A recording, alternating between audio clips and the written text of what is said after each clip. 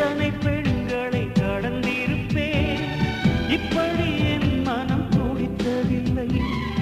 இமைகள் இரண்டையும் திருடிக் கொண்டு உறங்கச் சொல்வதில் நியாயமில்லை.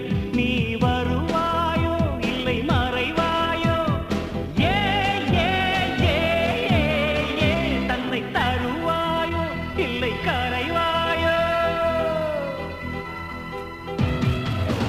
உன்னை பார்த்த பின்பு